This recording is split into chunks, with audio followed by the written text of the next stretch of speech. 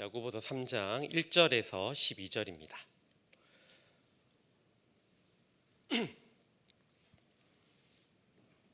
네, 교독해서 읽겠습니다. 내 형제들아, 너희는 선생된 우리가 더 큰 심판을 받을 줄 알고 선생이 많이 되지 말라.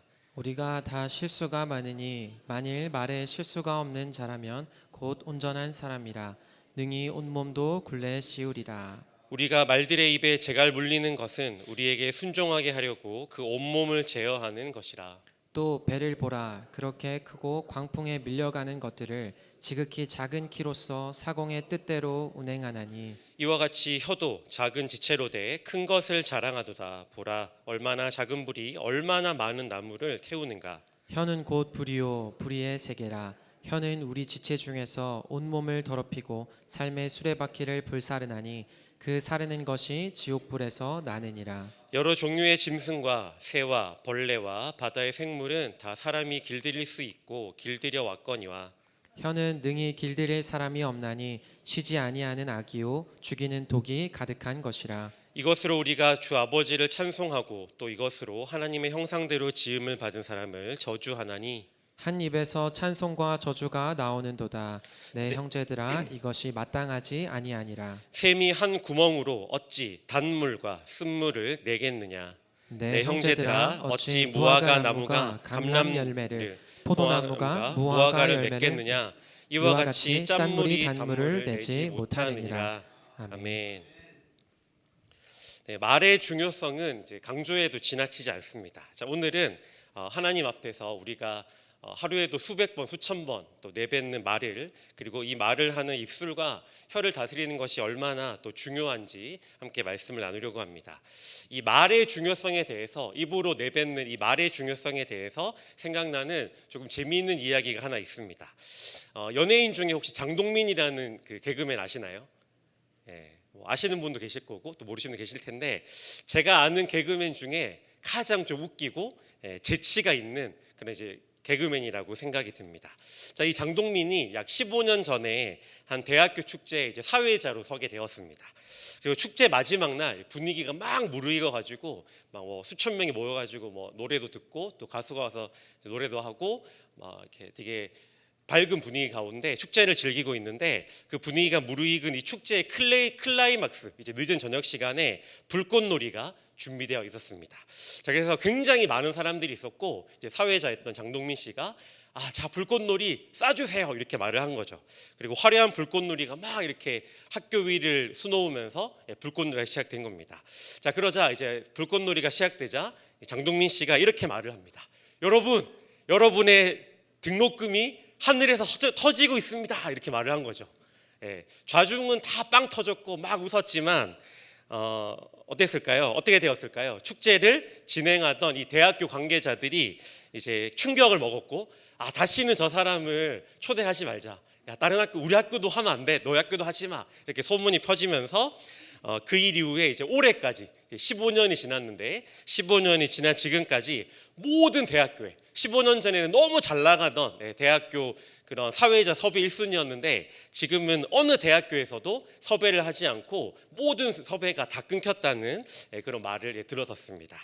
자, 조금 이제 재밌으시라고 제가 드린 말씀이긴 하지만 이 말 한마디가 얼마나 중요한지, 그리고 말 한마디를 내뱉으면 다시는 담지 못함을, 또 말 한마디가 먹고 사는 문제에 또 영향을 끼치고, 그 말은 평생 동안, 장동민 축제 치면 저게 이제 수백 장이 나옵니다. 인터넷에 치시면 저거는 평생 남는 거예요. 영원히 지우지도 못하고. 그 말은, 이 내뱉은 말은 평생 동안 남게 된다라는 사실을 알 수 있는 그런 재미있는 이야기이기도 합니다. 자, 우리는 살아가면서 수많은 일들을 경험하게 되는데요, 그 수많은 일들과 사람들과의 부대낌 가운데 행복하고 좋고 기분 좋은 일들도 있지만, 또 때로 어떻습니까? 맨날 좋은 일이 있을 수 없잖아요. 때로는 기분이 나쁘고 마음이 상하고, 또 사람들과의 관계 가운데 어떤 말 한마디 때문에, 그 단어 하나 때문에 마음이 상하는, 기분이 상하는, 그리고 관계가 깨어지는 그런 일들도 우리가 살아가면서 적지 않게 경험하기도 합니다. 자, 그럼 우리가 기분이 나쁘고 이 마음이 상하고 관계가 깨어지고 또 상처를 받는 대부분의 경우는 어떤 경우이겠습니까? 방금 말씀드렸던 것처럼 대부분 어떨 때 무엇을 통해서 우리가 상처를 받죠?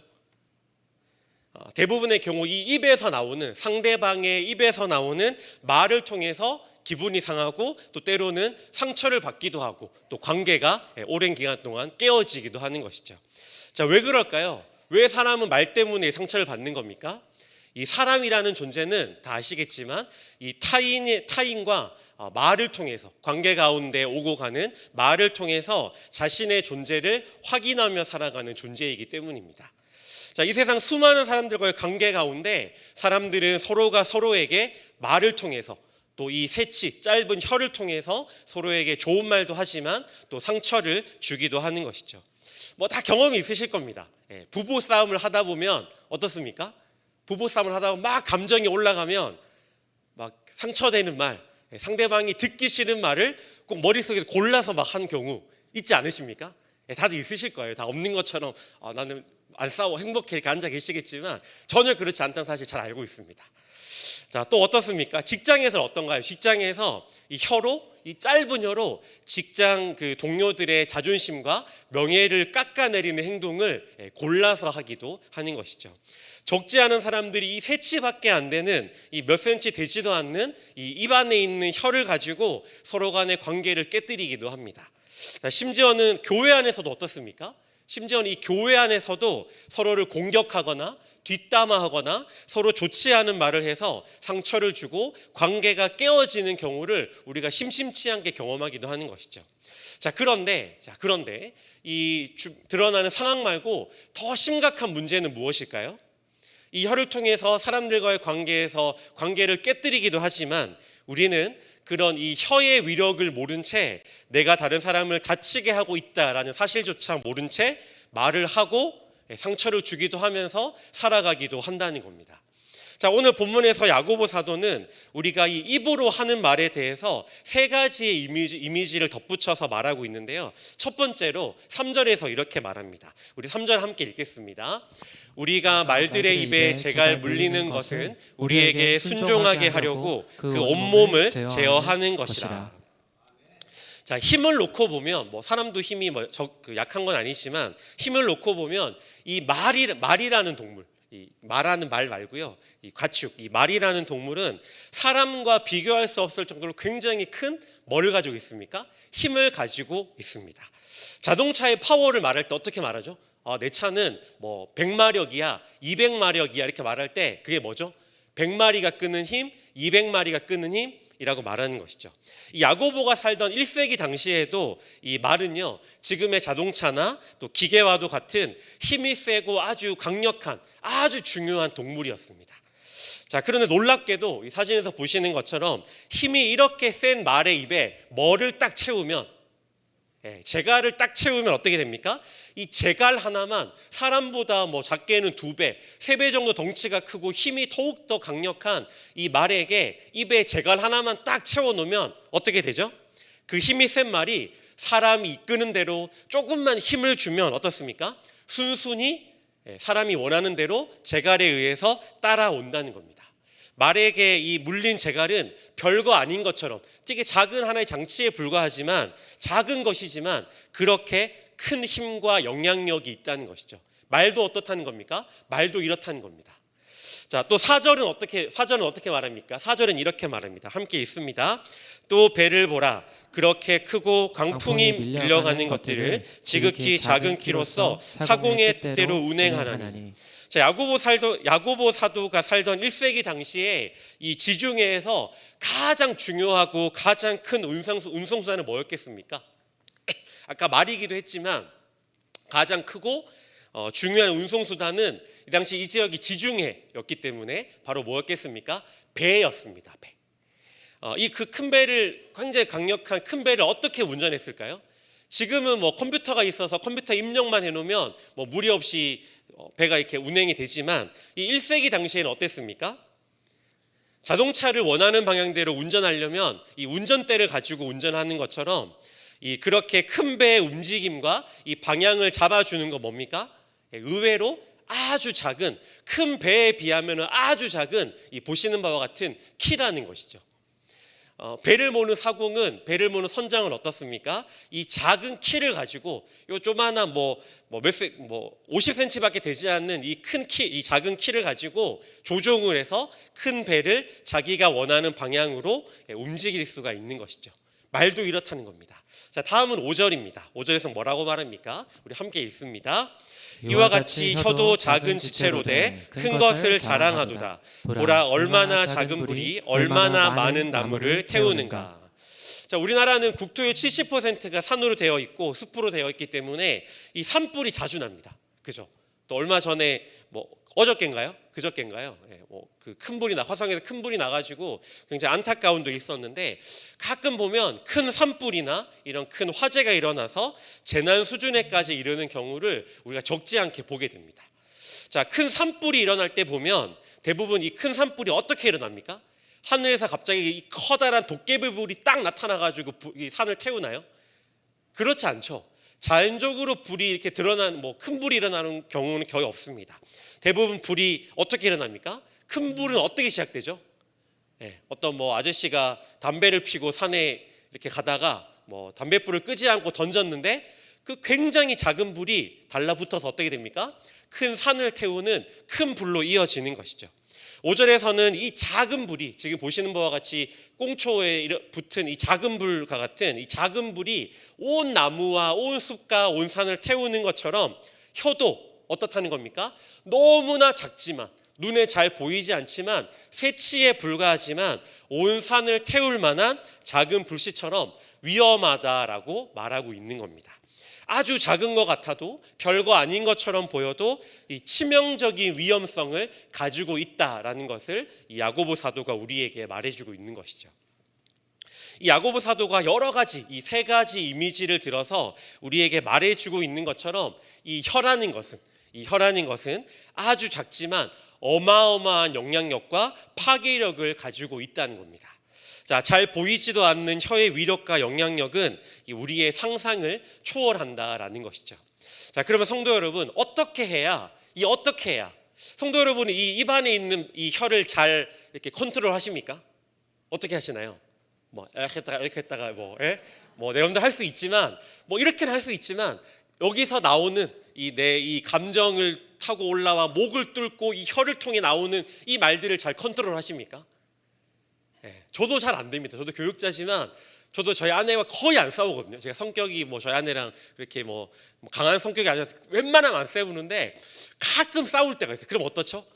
여기서 갑자기 뜨거운 게 올라와서 목을 통해서 입으로 제가 내뱉고 싶지 않은 말이 불쑥 튀어나올 때가 있는 거죠. 저도 마찬가지인데 우리 다 마찬가지로 느끼실 겁니다. 이 혀를 다스리는 것, 이 말을 다스리는 건 너무 어려워요. 자, 그렇다면 성경은 우리에게 이 혀를 어떻게 간수하고 어떻게 다스리라라고 말하고 있을까요? 자, 그런데 우리가 이 바른 말하기, 이 혀를 다스리는 방법에 대해서 말하기 전에 이 야고보 사도는요, 우리가 반드시 짚고 넘어가야 할 한 가지 중요한 전제에 대해서 이렇게 말합니다. 오늘 본문 7절과 8절인데요. 우리 함께 읽습니다. 여러 종류의 짐승과 새와 벌레와 바다의 생물은 다 사람이 길들일 수 있고 길들여 왔거니와 혀는 능히 길들일 사람이 없나니 쉬지 아니하는 악이요 죽이는 독이 가득한 것이라.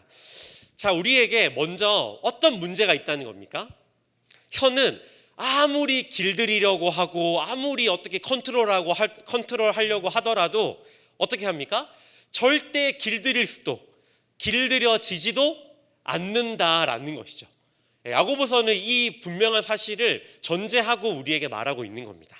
자, 우리가 경험하는 적지 않은 문제들은 우리의 혀 때문에 생기는 경우가 되게 많습니다. 그렇지 않습니까? 우리 젊은 사람들은 그런 말이에요. 이불킥. 이렇게 하루를 지나다가 어떤 사람에게 말을 했는데 집에 가서 그 말이 생각나는 거죠. 아, 내가 그 말을 왜 했을까? 아, 내가 그때 그 말을 왜 내뱉었을까? 하면서 덮고 있는 이불을 막 찾는 거예요. 아, 내가 왜 그랬지? 내가 이 입이 문제야. 이 입이 진짜 이 주둥이가 문제야. 막 이러면서 그런 경험 한 번씩은 다 살아오면서 있지 않으십니까? 자, 그럴 때마다 우리가 입이 문제야. 막 이 입을 때리면서 이놈의 조동이 막 이렇게 문제야. 막 이렇게 하실 때가 분명히 있습니다. 자, 입술을 조심해야 된다. 말이 너무나 중요하다. 천냥비추로 아니죠. 뭡니까? 말 한마디로 천냥빛을 갚는다라는 그 속담을 다 아시는 것처럼 그 사실을 우리가 다 모르지 않아요. 너무나 잘 알고 있어요. 그죠? 너무나 잘 알고 있습니다. 말을 함부로 하면 안 된다, 입술을 다스려야 한다는 사실을 너무나 잘 알고 있습니다. 자, 그런데 왜 계속 우리는 그럼에도 불구하고 계속적으로 말을 통한 실수와 이 잘못이 계속적으로 왜 반복되는 걸까요? 혀를 길들일 수가 없기 때문이라는 겁니다. 우리가 기억해야 되는 건 뭐냐면요, 우리가 이 혀를 아무리 길들이려고 해도 길들일 수가 없다는 거예요. 한 30년 동안 이 말을 너무나 조심하고 입 밖에 어려운 말, 남에게 상처 주는 말 하지 않았는데 딱 한 번 자칫 잘못하면 어떻게 되는 겁니까? 그 사람에게 상처를 줄 수 있는 거죠. 이 말은요, 죽을 때까지 이 혀는 평생 길들일 수가 없다는 게 성경의 가르침이라는 겁니다. 자, 그러면 우리는 어떻게 해야 될까요? 이 나오는 대로 말을 해야 되는 겁니까? 자, 우리의 혀에서 나오는 말을 절대 길들일 수 없다면, 어떻게 우리가 조종할 수 없다면 우리는 그럼 어떻게 해야 될까요? 자, 오늘 본문은 3장인데요. 오늘 본문의 앞장인 야고보서 1장에서는 이렇게 말합니다. 19절인데요. 우리 함께 읽겠습니다. 내 사랑하는 형제들아, 너희가 알지니 사람마다 듣기는 속히 하고 말하기는 더디하며 성내기도 더디하라. 자, 한 번만 더 읽을 때 제가 노란색으로 친절하게 쳤지 않습니까? 읽을 때는 평소보다 한 2배 정도 높여서 저 부분만 더 크게 한번 읽도록 하겠습니다. 한번 처음부터 읽겠습니다. 내 사랑하는 형제들아, 너희가 알지니 사람마다 듣기는 속히 하고 말하기는 더디하며 성내기도 더디하라. 자, 제가 왜 이렇게 한 겁니까? 강조하는 것이죠. 자, 저는 이제 청년들을 1대1 이제 청년부 담당, 이제 올해부터 지금 청년부 맡은 지 한 반년 정도 됐는데요. 청년들을 이제 1대1로 자주 만납니다. 그래서 저는 최대한 이제 1대1로 만나서 신방하고 그 사람에 대해서 알아가는 시간을 되게 자주 가지려고 하는데, 자, 만나다 보면 이렇게 또 있다 보면 청년부 사회 가다 보면 청년들이 심심치 않게 이제 신방을 요청하거나 고민 상담을 요청하거나 한번 밥같이 먹고 싶습니다 이런 연락이 올 때가 있어요. 자, 그런 연락이 딱 오면 제가 어떨까요? 너무 반갑죠. 나를 써주는구나, 나를 이제 찾아주는구나, 내가 이제 밥값 하는구나, 이렇게 하고 너무 감사한데, 그럼에도 불구하고 제 마음가는 어떨까요? 뭐지? 또 어떤 고민일까? 대부분 저에게 상담을 요청하거나 만나고 싶다 하는 청년들의 한 90% 이상은 다 어떤 사람일까요? 강도사님, 요즘 은혜가 넘쳐요. 제가 시험 합격했거든요. 요즘 일이 너무 잘 풀려요. 이런 청년들은 거의 없어요. 그런 청년들 혼자 잘 살아요. 근데 90% 이상은 다 어떤 청년이에요? 직장을 그만둬야 되는지 고민이에요. 직장 상사가 너무 괴롭혀요. 이런 말도 안 되는 대우를 받고 제가 직장을 다녀야 하나요? 또 청년부 지체 중에 너무 마음에 안 드는 애가 있어요. 교회를 나가려고 생각 중이에요. 이런 지체 대부분이에요. 그럼 제가 딱 연락이 오면 밥맛이 없어지죠. 무슨 일일까 하면서 만납니다. 자, 만나면 대부분의 경우는 좋은 일도 있지만, 물론 있지만 좋은 일들보다 힘들고 어려운 경우가 대부분이에요. 자, 그런데 제가 아직 부족하고 사역의 경험도 많이 없기 때문에 이렇게 만나서 고민을 토로하거나 상담을 요청하면 그 청년이 무릎을 딱 칠 만한, 얼굴이 밝아지고 막 기분 좋게 돌아갈 만한 적절한 조언을 딱 해주는데 한계가 있어요. 제가 경험이 많고 상담에 대한 자격증이 있고 그러면 상담을 딱 요청하면 그거에 대한 답은 이거야 막 말해주면 그거네요, 감사합니다, 딱 집에 들어가면 좋지만 그런 경우는 많지 않아요. 자, 그런데 재미있는 건요, 되게 재미있는 게 뭐냐면 이겁니다. 힘들고 어려운 마음을 가지고 청년이 제 앞에 와서 상담을 딱 할 때 그런 청년부 지체가 자기의 힘든 상황에 대해서 자기 말을 막 해요.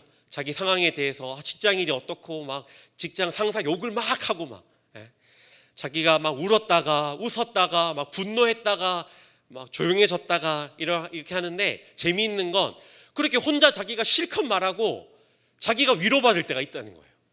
제가 특별히 말 안 해줬는데 그거에 대한 답은 이거고 이거에 대한 답은 이거야 이렇게 말을 해주지 않았는데 그저 고개 몇 번 끄덕여주고 그렇구나, 그놈 참 나쁜 놈이네 막 이렇게 맞장구 쳐주면 혼자 막 은혜 받고 혼자 좋아서 위로받았다, 감사합니다 이러면서 갈 때가 있다는 거죠.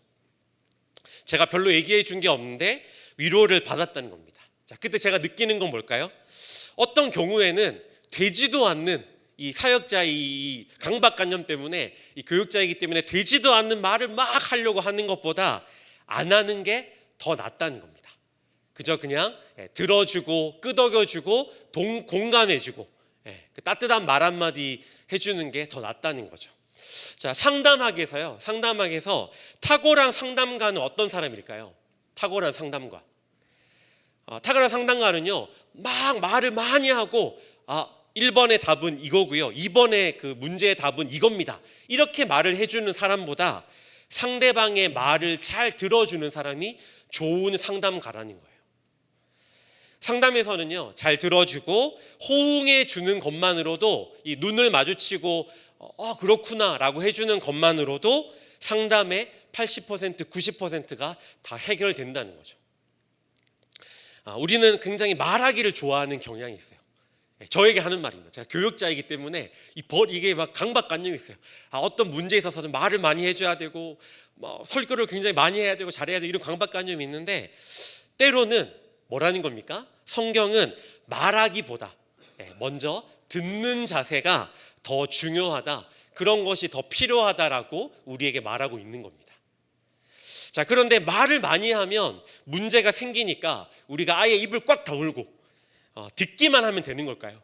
이 문제가 많으니까 자꾸를 꽉 닫고 말을 하지 않을 거야, 나는 말 안 할래, 말하면 실수하기 십상이니까 말하지 않을래, 이렇게 하면 되는 걸까요? 그렇지 않죠. 하나님 우리에게 입술을 주셨고 입이 뻥 뚫려 있다면, 목소리를 주셨다면 우리에게 이 목소리와 힘을 이 목소리와 입술을 주신 하나님의 뜻에 말하지 않는 거 맞지 않는 것이죠. 그러면 우리는 분명 말을 해야 하고 할 수밖에 없는 겁니다. 자, 그렇다면 그런데 중요한 건 우리가 하루에도 수백 번 넘게, 수천 번 넘게 하는 이 말을 어떻게 해야 하는가라는 문제가 우리에게 있는 것이죠. 자, 이 문제의 해결책에 대해서 성경은 뭐라고 말할까요? 야고보 사도는 이렇게 말합니다. 오늘 마지막 구절인 10절과 12절, 마지막 10절과 12절 함께 읽도록 하겠습니다. 한 입에서 찬송과 저주가 나오는도다. 내 형제들아, 이것이 마땅하지 아니하니라. 샘이 한 구멍으로 어찌 단물과 쓴물을 내겠느냐. 내 형제들아, 어찌 무화과 나무가 감람 열매를, 포도나무가 무화과를 맺겠느냐. 이와 같이 짠물이 단물을 내지 못하느니라. 자, 야고보 사도는 뭐라고 말합니까? 이 말을 할 때 어떻게 해야 된다고 말합니까? 샘 구멍에서 단물과 짠물이 같이 나올 수가 없고 같이 나오지 않듯이 입술로 말을 할 때 불만과 저주의 말이 아니라 찬송과 축복과 같은 긍정적인 말을 해야 한다, 그럴 수밖에 없다라는 것이죠. 나이가 좀 있으신 분들은 오늘 아침에 일어날 때 어떻게 일어나셨습니까? 눈을 딱 뜨고 해가 떴네, 짠 해가지고 막 갑자기 몸이 가벼워가지고 짠 일어나고 상쾌해, 이렇게 일어나신 분 거의 없으시죠. 저도 그렇게 못 일어났어요. 그럼 대부분 어떻게 일어나십니까? 아이고 막 이러면서, 막 요새 또 습하잖아요. 막 또 이제 초여우도 장마인데 아이고 허리야 막 이렇게 하면서 막 이런 말 하시지 않나요? 아이고 죽겠네 이렇게 하시고 일어나시죠. 아이고 죽겠네 이렇게 하시잖아요. 근데 그렇게 말하지 말고 어떻게 말하라는 겁니까? 아이고 죽겠네가 아니라, 이걸 조금 바꿔서 어떻게 말하라는 거예요? 자목이 나올 텐데요. 아이고 죽겠네가 아니라 조금 바꿔서 와우 죽겠네가 아니라 죽게 있네, 이렇게 말하라는 겁니다.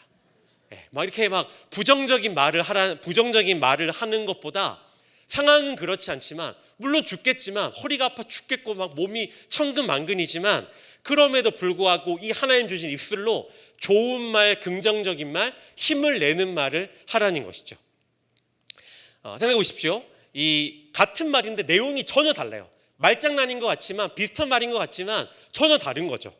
내가 죽겠다, 아이고 오늘 하루 진짜 어떻게 살아가나라고 이 말을 하며 하루를 시작하는 사람과, 내 하루가 죽게 있다, 나의 모든 인생이 죽게 있다, 죽게 달려있다라고 말하며 하루를 시작하는 사람의 인생은 어떻겠습니까?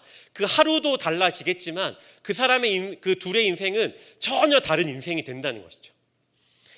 제가 이제 한 문장을 말씀드릴 텐데요. 제 이 하는 말씀의 명령에 한번 따라 보십시오. 이게 뭐냐면 이런 거예요. 자, 어떤 거냐면 이겁니다. 자, 한번 따라 해보시지 말고 따라 보세요. 코끼리를 생각하지 마세요. 여러분, 코끼리 생각하지 마세요. 코끼리 생각하시면 안 됩니다. 절대 코끼리 생각하시면 안 돼요. 절대 코끼리 절대 생각하시면 안 됩니다. 자, 이렇게 말하면 뭐가 생각나세요? 코끼리가 생각나시죠? 왜 그러시는 건가요? 왜 그러세요? 청개구리도 아니시고. 제가 생각하지 말라 그랬는데 왜 코끼리를 생각하시는 건가요? 여러분, 사람은요, 이제 보여드릴 텐데 코끼리 생각을 하지 말라라고 하면 어떻게 되는 거예요?